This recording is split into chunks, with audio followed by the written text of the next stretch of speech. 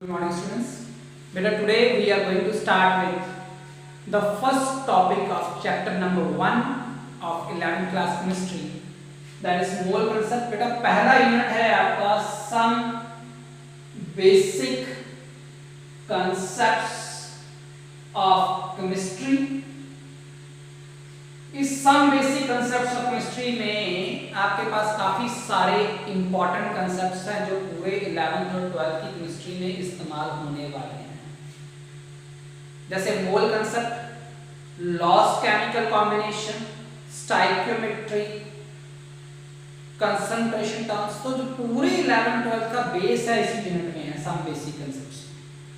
और some basic concept में भी जो सबसे इंपॉर्टेंट पार्ट है जिसमें से मैक्सिमम टाइम आपको पेपर में क्वेश्चन आएगा, that would be the mole concept. Objective और सब्जेक्टिव पेपर के लिए सबसे इंपॉर्टेंट टॉपिक है, इसमें से एक क्वेश्चन आपको जरूर मिलेगा ऑब्जेक्टिव और सब्जेक्टिव दोनों में, दैट इज मोल कंसेप्ट। अब मोल कंसेप्ट है क्या, क्यों जरूरत है हमें मोल कंसेप्ट की? इसके लिए कुछ एटॉमिक मास देखते हैं हम, ग्राम एटॉमिक मास। बेटा ग्राम एटॉमिक मास, कुछ मासेस आपको बेटा बेसिकली 30 तक सारे बताना चाहिए, बट कुछ आप याद करें। कार्बन का 12, हाइड्रोजन का 1, ऑक्सीजन का 32, oxygen 16, sulphur 32, sodium 23, chlorine 35.5 and हमारे पास हाइड्रोजन आ गया, carbon carbon is equal to 12, carbon 12 हो गया है, nitrogen that is equal to 40 and even magnesium भी याद कर लो बेटा 24 और कैल्शियम 40। मेनली तो जो क्वेश्चन होता है वो कंपाउंड होते हैं carbon, hydrogen, oxygen. Carbon, hydrogen, oxygen को या तो सल्फर के साथ मिला देते हैं या नाइट्रोजन के साथ, जो मैक्सिमम क्वेश्चन में आते हैं। बट सोडियम क्लोराइड एक इंपॉर्टेंट क्वेश्चन है, नाइट्रोजन के कुछ ऑक्साइड से इंपॉर्टेंट क्वेश्चन है, तो इसलिए इनका भी याद रखो। इससे हायर होंगे तो दिया होगा, जैसे आयरन है, आयरन का कितना होता है 56 ग्राम। ये कुछ एटॉमिक मास है, ग्राम एटॉमिक मास। और मॉलिक्यूलर मास, जैसे वाटर का मॉलिक्यूलर मास क्या होगा, ग्राम मॉलिक्यूलर मास, ग्राम्स में इसका मॉलिक्यूलर मास क्या होगा। ग्राम में मॉलिक्यूलर मास देखना होगा बेटा, 2 हाइड्रोजन है, एक हाइड्रोजन का मास होता है 1 और एक ऑक्सीजन है उसका मास होता है 16, तो टोटल कितना हो गया 18 ग्राम। कार्बन डाइऑक्साइड है, कार्बन डाइऑक्साइड का मॉलिक्यूलर मास क्या होगा, कार्बन 1 है, एक कार्बन का मास कितना होता है 12, ऑक्सीजन 2 है, एक ऑक्सीजन का मास होता है 16, तो 12 + 32 दैट इज 44 ग्राम। ये होते हैं इनके मॉलिक्यूलर मास। ये कुछ ग्राम एटॉमिक मास है, कुछ ग्राम मॉलिक्यूलर मास है। अब इसमें मोल का क्या लेना देना है, why do use mole concept, तो उसके लिए हम एक सिंपल सी डेफिनेशन देखते हैं बेटा, मोल है। मोल क्या है, मोल क्या है, इससे करने से पहले आप एक चीज दिमाग में सोचो, व्हाट इज अ डजन। दर्जन क्या होता है, डजन क्या है, डजन एक नंबर है जिसकी वैल्यू क्या होती है 12। हमेशा डजन बनाना ही थोड़ी है, या डजन स्टूडेंट्स ही थोड़ी, डजन बेंच ही थोड़ी, डजन कैन बी एनीथिंग। जैसे डजन कुछ भी हो सकता है, can be fan, can be pencil, can be boys, can be girls, can be desk, can be fan, वैसे ही मोल भी कुछ भी हो सकता है। मोल भी एक नंबर है, डजन की तरह छोटा नंबर नहीं, एक बड़ा नंबर है। तो मोल एक नंबर है, क्या नंबर है, it is a combination of 6.022 into 10 raised to power 23 particles।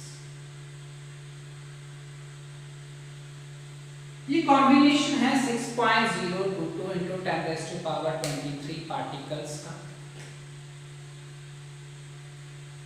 इतने पार्टिकल से एक मोल बना होता है। अब ये 6.022 into 10 raised to power 23, एक मोल एटम भी हो सकते हैं, एक मोल इलेक्ट्रॉन भी हो सकते हैं, एक मोल आयंस भी हो सकते हैं, एक मोल कुछ भी हो सकता है। मोल कैन बी एनीथिंग, जैसे डजन कुछ भी हो सकता है वैसे मोल भी कुछ भी हो सकता है। मोल एक बड़ा नंबर है, 6.022 into 10 raised to power 23, इस बड़े नंबर की जरूरत क्यों पड़ती है। पहले इस पे आते हैं। Why we use mole concept? Why we use mole concept and where we use mole concept? मोल क्या है? एक नंबर है, जैसे एक डजन एक नंबर होता है, मोल भी एक नंबर है, इसका नंबर की वैल्यू है 6.022 × 10⁻23। मोल कुछ भी हो सकता है। अब बेटा हमने वाटर का मॉलिक्यूलर मास निकाला, कितना आया? 18 ग्राम। खुद सोचो दिमाग में चीज, क्या मॉलिक्यूल को हम देख सकते हैं? मॉलिक्यूल को हम नहीं देख सकते नेक्ड आई से। मॉलिक्यूल बहुत छोटा होता है, मॉलिक्यूल इतना छोटा होता है कि हम उसे नेक्ड आई से नहीं देख सकते। तो ये मेरे पास, मुझे प्यास लगी है, मैं पानी पी लेता हूं।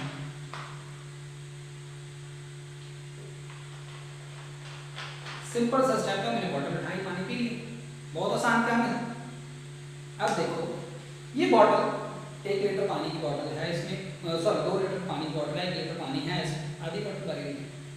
अब मैं इसमें पूछूं आपको कितने मॉलिक्यूल्स होंगे, और आप फाइंड करो कितने molecules.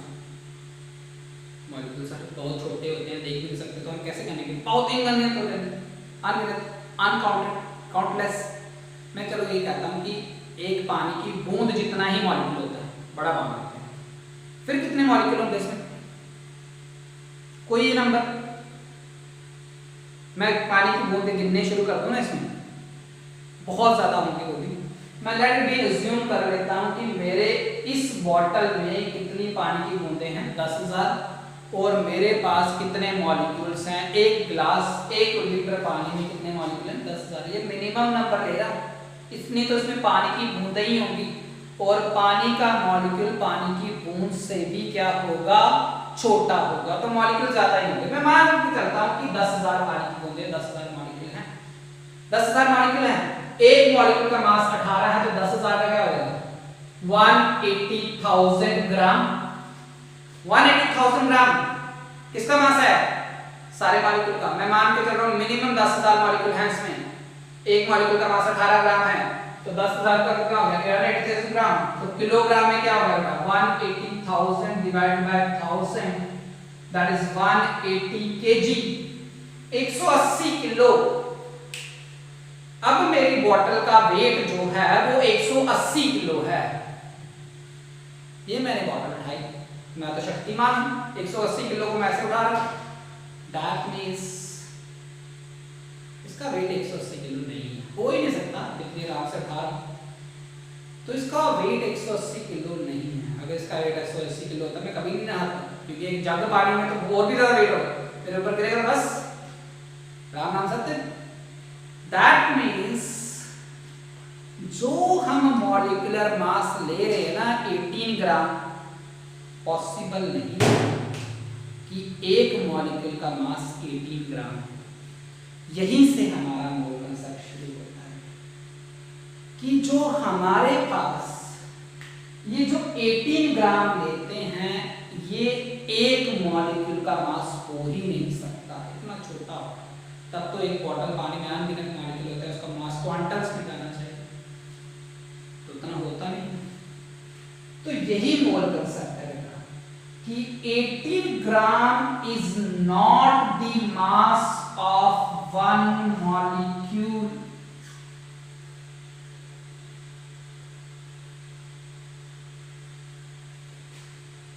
but mass of 1 mole of molecule। जो हम ग्राम एटॉमिक मास लेते हैं, जो ग्राम में एटॉमिक मास लेते हैं, जब ग्राम में जो हम मॉलिक्यूलर मास लेते हैं, जो ग्राम एटॉमिक मास या ग्राम मॉलिक्यूलर मास हम ले रहे हैं, that is not the mass of one atom और वन मॉलिक्यूल। 18 ग्राम एक मॉलिक्यूल का वेट कभी नहीं हो सकता, that means 18 gram is not the mass of one molecule, तो 18 gram is the mass of 1 mole of molecule. यही हमारा मोल कंसेप्ट है। मोल कंसेप्ट का बेसिक फाउंडेशन ये है बेटा, जो मॉलिक्यूलर मास लेते हैं वो एक मॉलिक्यूल का मास नहीं होता, किसका मास होता है? एक मोल का, मतलब इतने सारे मॉलिक्यूल का मास है। और जो 12 ग्राम हम लेते हैं, ग्राम का atomic mass, 12 gram is not a mass of 1 carbon atom. एक कार्बन एटम का मास नहीं है, किसका मास है? That is the mass of 1 mole of carbon atom. तो ये है मोल कंसेप्ट कि जो भी हम एटॉमिक मास जो मॉलिक्यूलर मास लेते हैं that is not the mass of 1 atom और 1 molecule but that is the mass of 1 mole of atom और 1 मोल ऑफ मॉलिक्यूल। इसीलिए हमें मोल कंसेप्ट। तो मोल एक बड़ा नंबर है जो हम एटम्स मॉलिक्यूल्स आयंस के लिए यूज करते हैं। एक जो भी हम ग्राम एटॉमिक मास लेते हैं, ग्राम मॉलिक्यूलर मास लेते हैं, वो एक एटम का मास नहीं है, एक मॉलिक्यूल का मास नहीं है, वो किसका मास है? एक मोल ऑफ एटम या एक मोल ऑफ मॉलिक्यूल्स का। क्यों जरूरत पड़ी? देखो वो भी देख लेते हैं क्यों जरूरत पड़ी। कार्बन का एटॉमिक मास कितना है? 12। दैट मींस 12 ग्राम किसका मास है? एक मोल का। दैट इज 6.022 into 10⁻23 एटम का मास कितना है? 12 ग्राम। एक एटम का मास क्या होगा? 12/6.022 into 10⁻23। दूसरा कर लेते हैं, 0.22 को छोड़ देते हैं, नेग्लिजिबल है। 10⁻23 कितना है? 1 2 3 4 5 6 7 8 9 10 11 12 13 14 15 16 17 18 20 21 22। तो एक एटम का मास इतना कम होता है कि उसे हम कहीं भी यूज ही नहीं कर पाते। It's very less. तो एक एटम का मास बहुत कम होने के कारण से हम कहीं नहीं यूज कर सकते। एक मॉलिक्यूल का मास बहुत कम होने के कारण हम उसे कहीं यूज नहीं करते। That's why we introduce the concept of mole concept कि हम जब भी मास लेना होगा, हमने स्टैंडर्ड बना लिया, एक एटम का या एक मॉलिक्यूल का नहीं लेना है। किसका लेना है? एक मोल का लेना है।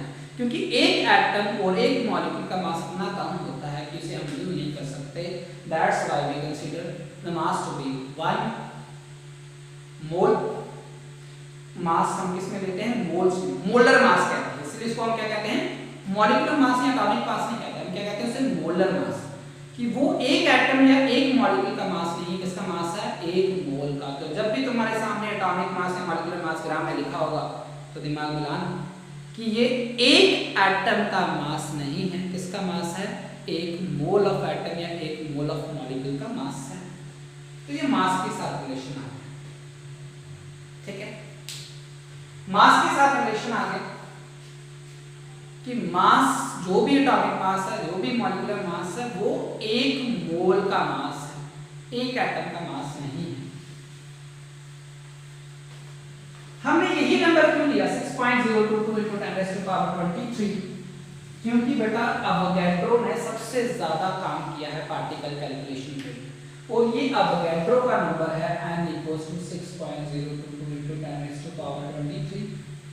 अवोगैड्रो को ऑनर करने के लिए ही हमने यही नंबर को स्टैंडर्ड बना दिया। स्टैंडर्ड कुछ भी रख सकते हैं। एक एटम का मास बहुत कम था, एक मॉलिक्यूल का मास बहुत कम था, तो हमने स्टैंडर्ड रखा, बड़ा स्टैंडर्ड। तो बड़े स्टैंडर्ड के लिए हमने क्या यूज कर लिया? That is 6.022 into 10⁻23, that is Avogadro number use कर लिया, despite of using any other number. जिसने सबसे ज्यादा काम किया है उसी के नंबर पे हमने ये मोल कंसेप्ट यूज किया है। तो मोल एक नंबर है 6.022 into 10⁻23। कुछ भी हो सकता है, एटम, मॉलिक्यूल, आयन, इलेक्ट्रॉन। क्यों यूज किया? क्योंकि एक एटम या एक मॉलिक्यूल का मास बहुत कम होता है, उसे कहीं यूज नहीं कर सकते। हम क्या यूज करते हैं? एक मोल ऑफ एटम, एक mole of molecules. Now in terms of volume, क्योंकि गैस के केस में हम मास नहीं यूज करते, हम गैस के केस में क्या यूज करते हैं? वॉल्यूम। तो वॉल्यूम के साथ रिलेशन बनाने के लिए बेटा we have PV = NR।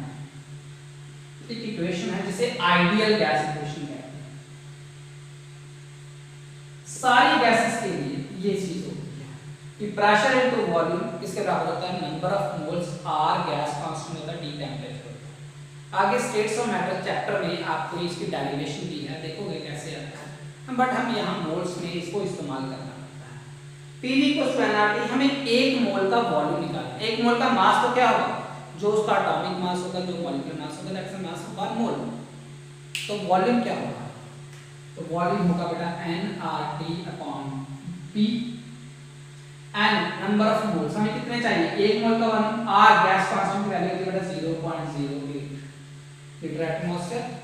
Temperature, standard temperature STP पे, स्टैंडर्ड, क्योंकि गिवन होगा STP बेटा standard temperature pressure standard temperature होता है 273.15, याद रखो इसे, कई बार यूज करोगे। स्टैंडर्ड टेम्परेचर कितना है 273.15, प्रेशर होता है 1 एटमॉस्फेयर, तो 273.15 डिवाइड बाय 1, ये हो जाएगा 22.4 लीटर्स। तो हमारे पास 1 मोल का वॉल्यूम, चाहे गैस कोई भी हो, चाहे गैस कार्बन डाइऑक्साइड हो, नाइट्रोजन हो, ऑक्सीजन हो, उसका वॉल्यूम कितना होता है 22.4 लीटर। तो मोल एक नंबर है, 6.022 into 10⁻23 इसकी वैल्यू है, और 1 मोल हमारे पास क्यों यूज करते हैं, क्योंकि एटॉमिक मास और मॉलिक्यूलर मास बहुत कम होता है, तो इसीलिए हम एक एटम का मास ना लेके 1 मोल का मास लेते हैं।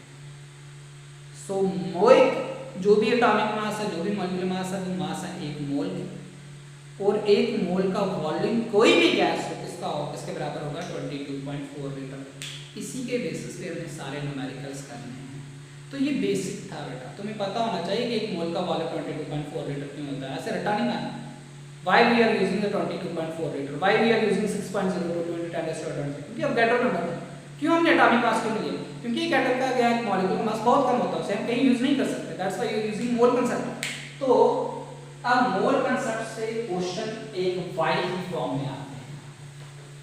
तो सबसे इंपॉर्टेंट शॉर्टकट है, जैसा भी क्वेश्चन हो आपका इस एक शॉर्टकट से निकल जाए। ट्रिक है, क्या ट्रिक है? कोई भी क्वेश्चन पूछा हो आपने मोल को सेंटर रखना है, मोल को सेंटर रखना। अगर आपको मास दिया हुआ है, मास से मोल्स निकालना, मास से पार्टिकल्स निकालना, मास से वॉल्यूम निकालना, कोई भी टाइप का क्वेश्चन, मास दिया हुआ है, आपको पता है मास से मोल्स कैसे निकलेंगे। मान लो 48 ग्राम कार्बन दिया है, कैसे निकालेंगे मोल्स? बेटा 1 मोल कार्बन का मास कितना होता है? 1 मोल का मास वही होता है जिसका एटॉमिक मास हो 12 ग्राम। तो 12 ग्राम किसका मास है? 1 मोल का, तो 1 ग्राम किसका मास होगा हमारे पास 1/12, और 48 ग्राम किसका मास होगा 48/12, दैट इज 4 मोल्स।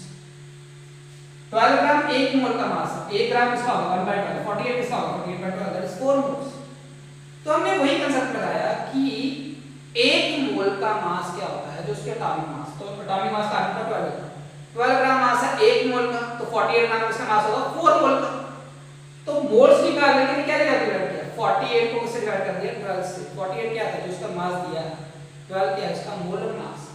तो मास से मोल्स करने के लिए आपको उसके जो गिवन मास होगा उसको डिवाइड कर लोगे किससे, molar mass.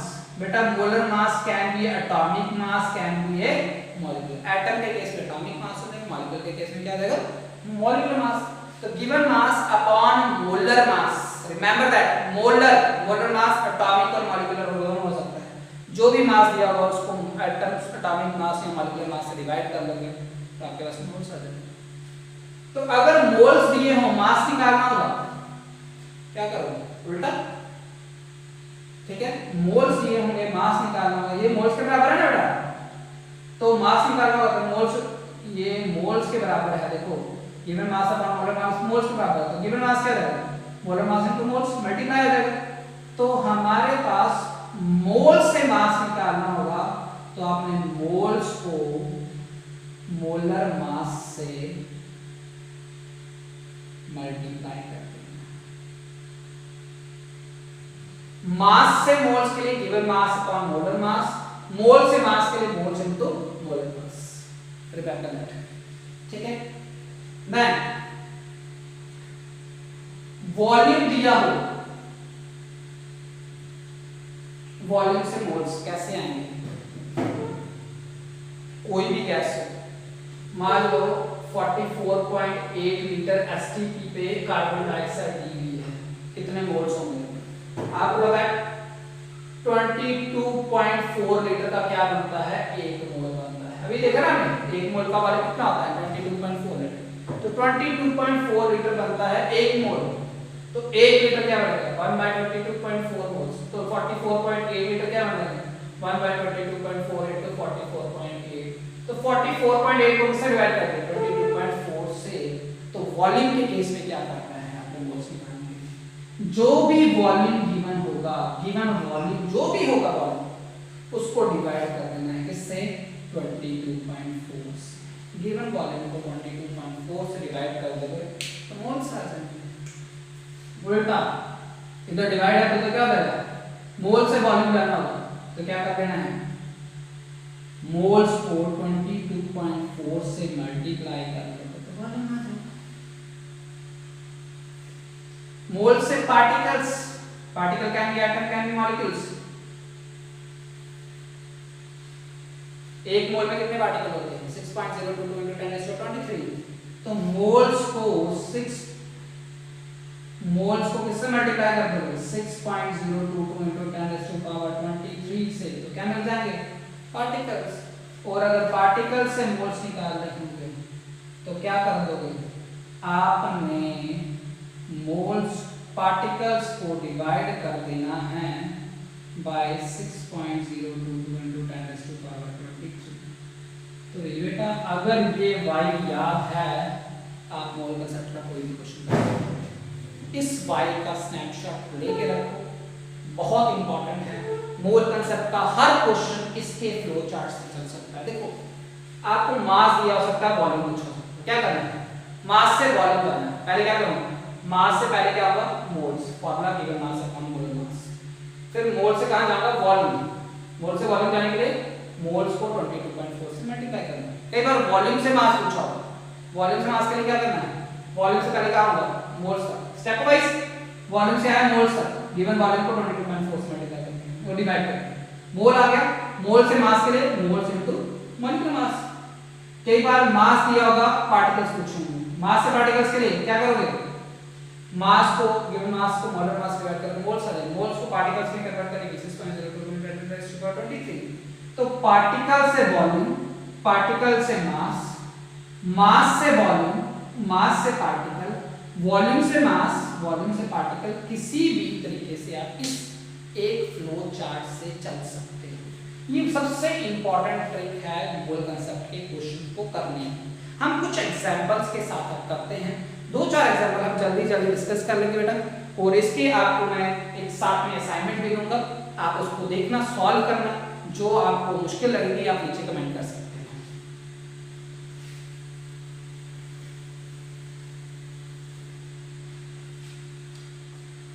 For example question है क्वेश्चन नंबर 1,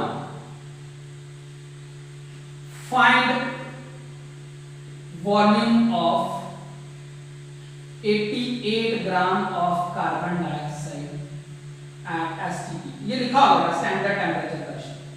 हमें 88 ग्राम कार्बन डाइऑक्साइड का वॉल्यूम निकालना है STP, वॉल्यूम निकालना है, मास दिया है वॉल्यूम निकालना, मास से कहां जाना है वॉल्यूम। पहले क्या होगा मास से मोल्स, तो पहले क्या निकालूंगा मोल्स, मोल्स क्या होगा बेटा गिवन मास अपॉन मोलर मास। गिवन मास है 88, मोलर मास कार्बन डाइऑक्साइड का मॉलिक्यूलर मास क्या होगा कार्बन का होता है 12, 2 into ऑक्सीजन का होता है 16, that is 32 plus 12 that is 44। 44 से डिवाइड कर लो कितने मोल्स आ जाएंगे 2 moles.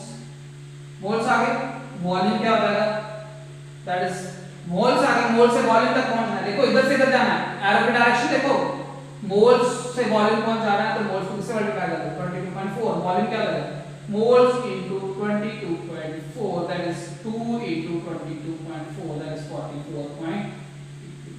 That's how you get the volume. Similarly, आपको पूछा है कि 56 ग्राम आयरन और 10 gram hydrogen which have more atoms, किसमें एटम्स ज्यादा होंगे 10 ग्राम हाइड्रोजन में या 56 ग्राम आयरन में। बेटा हमें पार्टिकल्स कैलकुलेट करने हैं, 56 ग्राम हमारे पास है आयरन और 10 ग्राम है हाइड्रोजन। पार्टिकल कैलकुलेशन बहुत सिंपल बेटा, देखो पार्टिकल्स के लिए क्या करना है, मास दिया, मास से पार्टिकल जाना है। मास कितना है 56। सबसे पहले इधर ले लेता हूं मैं आयरन, इधर ले लेता हूं क्या बेटा हाइड्रोजन। आयरन के लिए पहले क्या निकालूंगा मोल्स, मास से निकालना है 56 डिवाइडेड बाय एटॉमिक मास भी बेटा आयरन का 56 होता है, कितने मोल्स आ गए 1। तो एटम्स क्या हो जाएंगे, that is 1 into 6.022 into 10 raised to power 23। देख लो क्या फॉर्मूला मोल से एटम्स का, मोल into 6.022 into 10 raised to power 23। यहां मोल्स क्या हो जाएंगे, गिवन मास अपॉन मोलर मास। गिवन मास क्या है 10, मोलर मास है मतलब क्या होता है 1। मोल्स कितने हो गए 10, पार्टिकल क्या हो गया that is moles into 6.022 into 10 raised to power 23। तो यहां 10 से मल्टीप्लाई किया, यहां 1 से मल्टीप्लाई किया, तो मतलब हाइड्रोजन का टर्म है ज्यादा। तो पार्टिकल निकालना है, क्या करना है मोल्स, मोल्स को किससे मल्टीप्लाई कर दिया 6.022 into 10 raised to power 23, you will get the moles, you will get the particles। ठीक है, थोड़ा बड़ा क्वेश्चन भी आता है इसमें जिसमें सारी चीजें इंक्लूड होती हैं।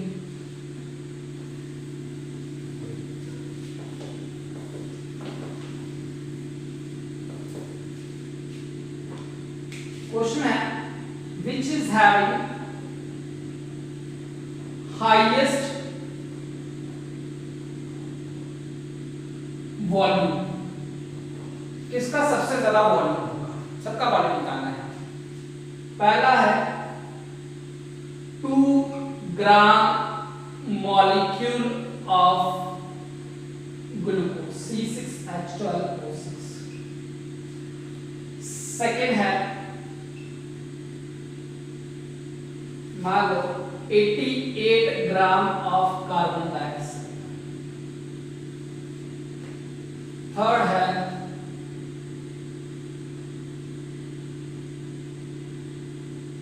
24.088 into 10 raised to power 23 molecules of N2। ये दिया है। अब आपको इस केस में कैलकुलेट करना है कि किसका वॉल्यूम ज्यादा है। पहले का क्या दिया 2 ग्राम मॉलिक्यूल। अब बेटा यहां एक लाइन याद रखो, ग्राम एटम ग्राम मॉलिक्यूल, ये कई बार कंफ्यूज करने के लिए देते हैं। ग्राम एटम ग्राम मॉलिक्यूल का मतलब मास नहीं होता, ग्राम एटम या ग्राम मॉलिक्यूल का मतलब होता है मोल्स। तो जब भी क्वेश्चन में ग्राम एटम या ग्राम मॉलिक्यूल दिए हों मतलब है आपको मोल्स गिवन है। ग्राम एटम या ग्राम मॉलिक्यूल का मतलब क्या है मोल्स। तो मोल्स आपको गिवन है, मोल्स गिवन है, मोल्स गिवन है। तो इसके कितने मोल्स हैं 2 मोल्स हैं। मोल से क्या निकालना है वॉल्यूम, वॉल्यूम के लिए मोल से वॉल्यूम के लिए किससे मल्टीप्लाई कर लेते हैं 22.4। 88 ग्राम मास दिया हुआ है, ग्राम एटम नहीं बोला, ग्राम मॉलिक्यूल नहीं बोला, ग्राम बोला है। तो 88 अभी निकाला था मास 44, कितने मोल्स हो गए 2, दैट इज 2 into 22.4 वॉल्यूम हो जाएगा 24.088। पार्टिकल दिए हुए हैं, मोल्स निकालना है, पार्टिकल से moles 24.088 into 10 raised to power 23। Particle से मोल्स के लिए पार्टिकल को किससे डिवाइड कर देना है 6.022 into 10 raised to 23। तो 4 आ जाएगा, 4 मोल्स। वॉल्यूम किससे मल्टीप्लाई कर देना 22.4 मोल्स आ गए, 22.4 से मल्टीप्लाई करके वॉल्यूम आ गया। तो सबसे ज्यादा वॉल्यूम किसका है 4 into 10 raised to 12, इसका वॉल्यूम सबसे ज्यादा है। तो किसका मास सबसे ज्यादा है, किसका वॉल्यूम सबसे ज्यादा है, किसके मॉलिक्यूल सबसे ज्यादा है, सभी इसी ट्रिक से आप कर सकते हो। Just follow this trick and solve the following questions. आपको किसी में भी बेटा डिफिकल्टी आती है तो आप इमीडिएटली कमेंट बॉक्स में आप टाइप कर सकते हो क्वेश्चन नंबर, मैं उसका आंसर आपको सेंड कर दूंगा आपकी ईमेल में। Thank you.